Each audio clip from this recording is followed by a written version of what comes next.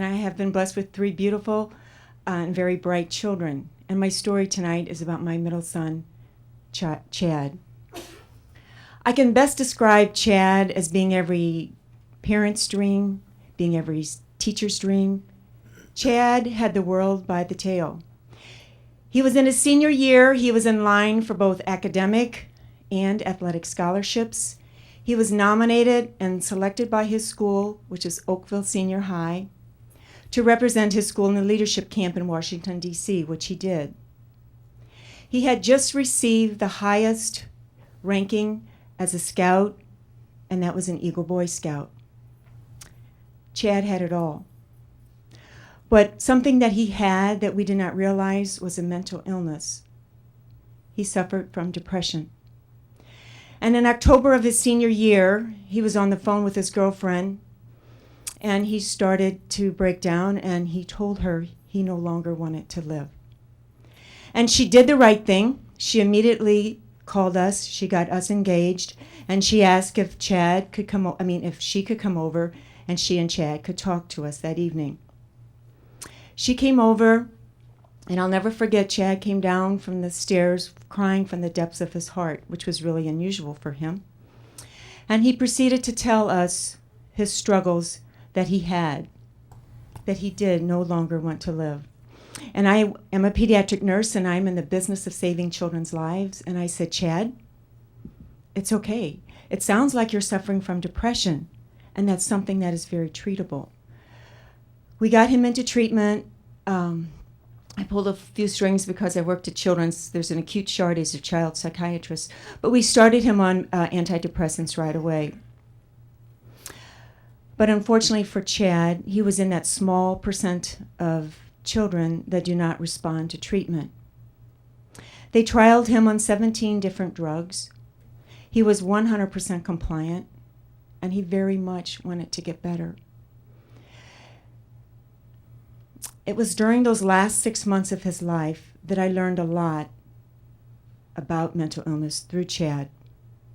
I remember him saying, you know, if I went back to school and told them that I just got out of the hospital because I'm fighting leukemia, they would have had fundraisers, they would have had bake sales, they would have given me a hero's welcome.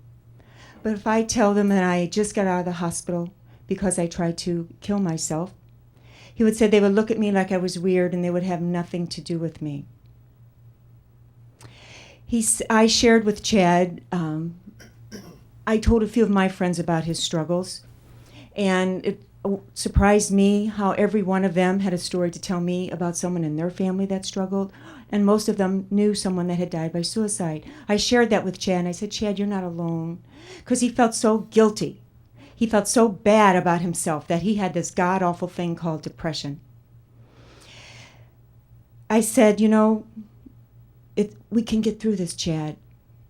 And he said, you know, I wish we had talked about this in school. We talked about drugs, alcohol, reckless driving, sex. We never talked about depression. And I always thought that I was the only one that felt this way. He said, when I get better, and I know I'm not there yet, when I get better, I want to go in front of Oakville Senior High and say, my name is Chad McCord, and I suffer from depression. It was 6 months after that initial phone call from his girlfriend that Chad lost his battle to depression. And on April 15th in 2004, a month before his graduation, he died by suicide. As his parents, we have vowed to be his voice, to raise awareness, education, and money for research for this tragic loss of our children.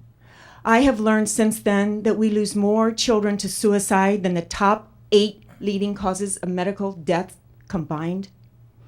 That in every classroom, within that year, 1 out of 12 students will attempt at a suicide. It has got to stop.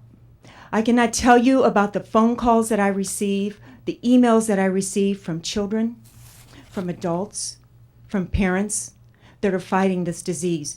Children who have kept silent, who have fought their battle in silence.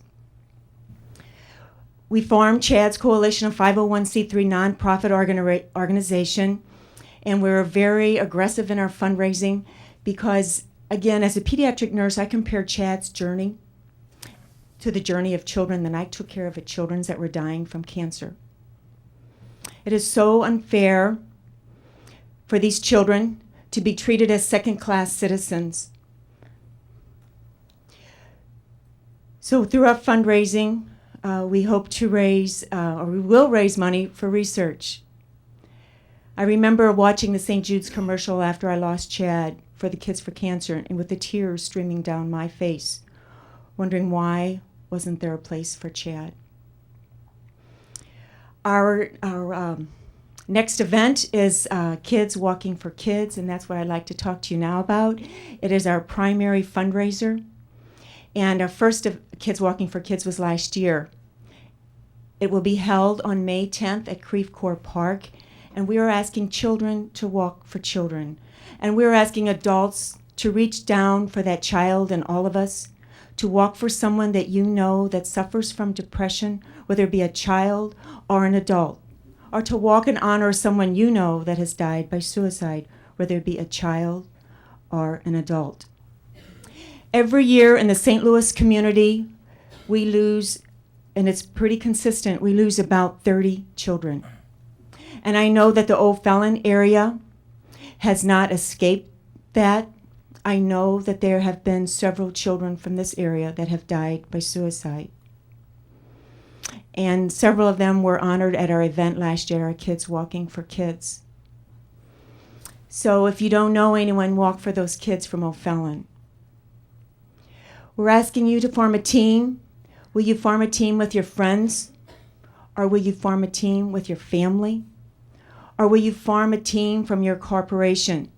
Last year we had about 600 people there. We raised $80,000. And this year our goal is to double that and to raise $150,000.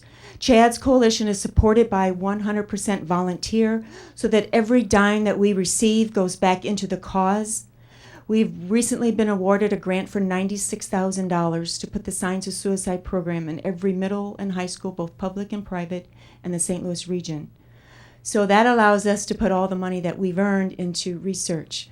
We are currently supporting 2 different research projects down at Washington University.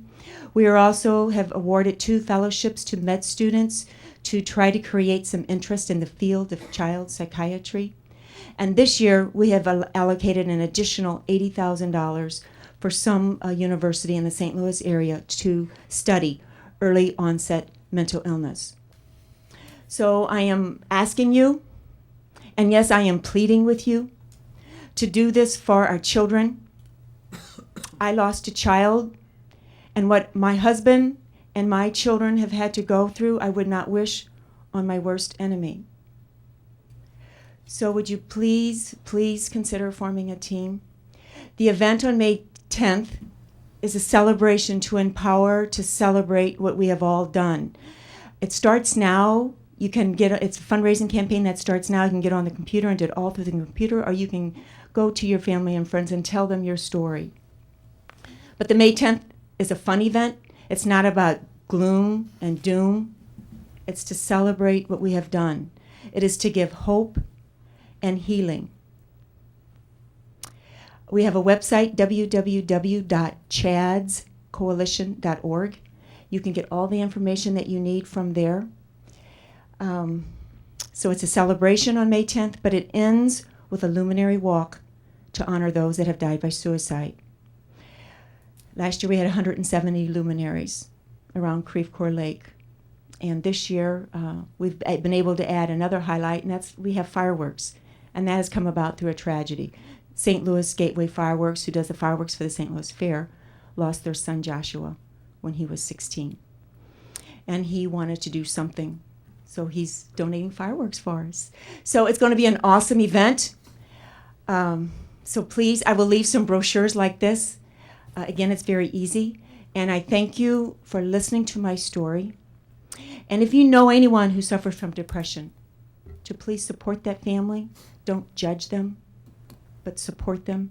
And if you know a family that lost a child by suicide, embrace them and love them and hold them up as they walk through their journey of their loss. Thank you very much.